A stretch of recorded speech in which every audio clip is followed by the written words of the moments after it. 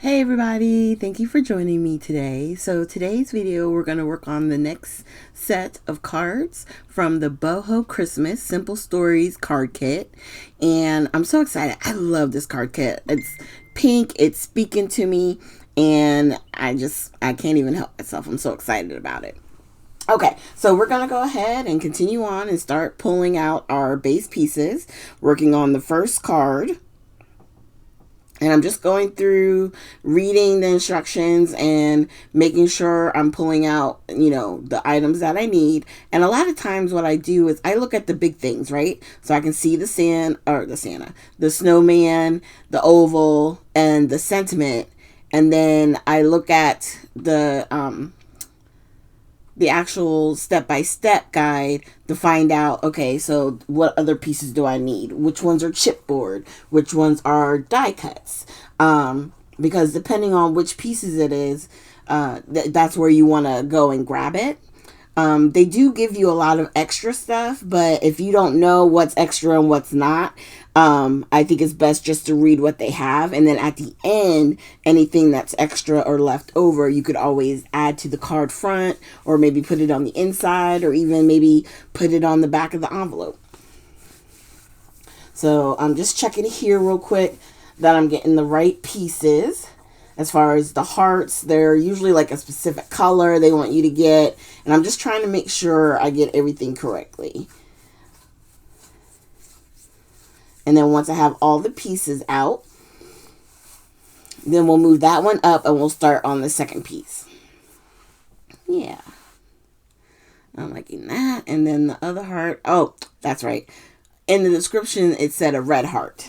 Okay, and that one is more like a deep or dark heart, dark red. So I put that one back because I was like, I don't think that one's really going. So the next one, I'm going to pull out the plaid piece. And here I made a little boo-boo, only because they had two plaid pieces. One's going more in a diagonal and then one straight. And I grabbed this one for the second card, and it should have been the one on the angle. But it's okay because it's not going to ruin the card, and I actually think I like it better this way. So there you have it. So you can change up your backgrounds if you wanted to, because all you need is a solid piece, and then you're building up on top of that. Okay. All right. And then we grab the chipboard trees. We have the gifts and the large square sentiment when it says, who needs gifts when you have me? I think that's a cute sentiment. And then we're just adding, I got one more piece I got to grab. At first it was hard to see because there's a wood piece with like a slim green at the top. And at first I thought it was that one. And then I looked, and on the next cards coming up, it's actually on that one. So that's how I knew I had to use the other piece. And then we're just looking through, finding the right sentiment. We got the heart, and then that one's done. So now I'm just grabbing my two card bases. And I always fold my cards over twice. I do it first one way, and then I turn it inside out, and I do it again because I'm trying to get it as flat as possible. And I'm going to do that for both cards.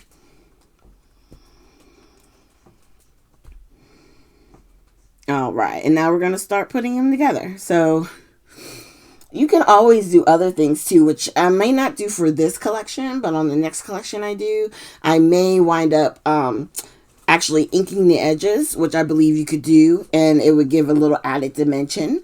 You can do whatever you want with these. You can add gems, you can add sequins, flat back pearls, you could do enamel dots with your Nuvo, whatever you decide to do. For me, I really love splatters. I think they make something just look finished and complete. And so that's why I've been doing a lot of the splattering on the pre-made cards, because I just think it does something. It gives it just that final little touch, All right, so we laid down the two elements, the main base card and the piece that goes across the middle. Well, a little bit down from the top, I should say, about a quarter of a way, half an inch down. And then we're going to add our sentiment. Now with this, I decided to grab my foam squares. And these particular foam squares, I didn't realize how tall they were until after I already had them on the back. And the sentiment on this, it sticks up really high. So if you're someone who doesn't like that, then don't do it, okay? But I liked how it gave it that little bit of dimension. And then I can put the snowman sort of like underneath. Yeah. So I decided to keep going. And then what I'm going to do is actually lay down him first. Make sure I have him in the right position. And then that'll allow me to put the sentiment, the large sentiment, in a good spot. And then I'm just going to start taking the backing off. And if you hear a cat in the background, that's my cat, Mango. Mango. Yeah. Get down. Trying to get to one of the cats. Ooh, okay. So we're just taking the backings off. Sometimes I do put glue on the back of each one. Like I said, whenever it comes to adhesive, foam squares, the little dab of glue helps give you a little bit of time. So that way, if you needed to pick it back up, to adjust, you can do that. If you feel like you put it exactly where you want it, then you could do like I did, put the stamping block on it and let it press down so that way it adheres quicker, because the glue does not take long for it to dry, but it just gives it those few seconds to where you can adjust, or like I said, pick it back up and start over. Now we're just adding the heart, the little star, and there's a teeny tiny chipboard piece that says fa la la la la. And then up at the top we're going to put the ivy and one more heart.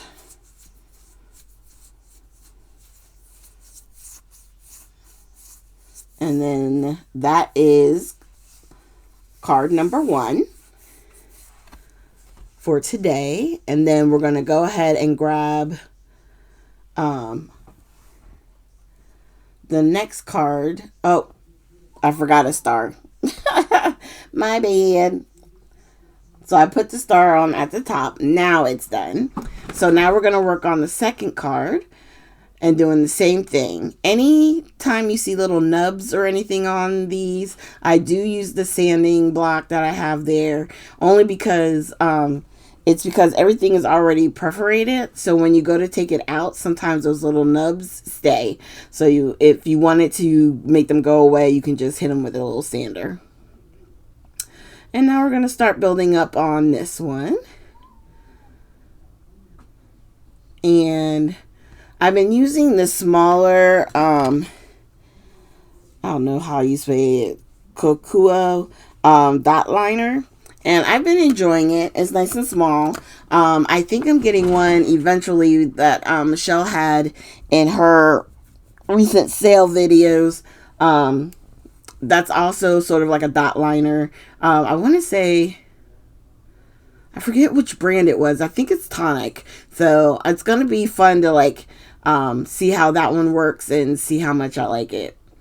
I like trying out different glues and tape runners because I'm trying to find just the perfect one, especially for videos. I love my ATG, but it can be a little cumbersome. Okay, so now we're going to lay this sentiment piece down. And there's enough room for us to be able to put the double trees on the left. And don't worry, if you're using the art glitter glue, it does dry clear. So you don't have to worry about any of the glue that might, smudge out a little bit. And then we're going to fit the second one over here on the right side. Oh, I do that in a little bit. Heart, then the packages, then the other tree. And then we just add the sentiment. So there's the packages. And you want to put everything so that nothing is blocking the sentiment. And yet it's still, you know, it's so super cute. I love these little trees. All right, we're gonna press those down, and then you could use your foam on this little sentiment strip. I decided not to since it's chipboard. I just put a little line of glue, and then we're gonna hold it down, and that'll be it for this card. So these are really great kits for you guys, especially if you're someone who maybe has always thought about wanting to make cards, but you didn't know exactly how to get started.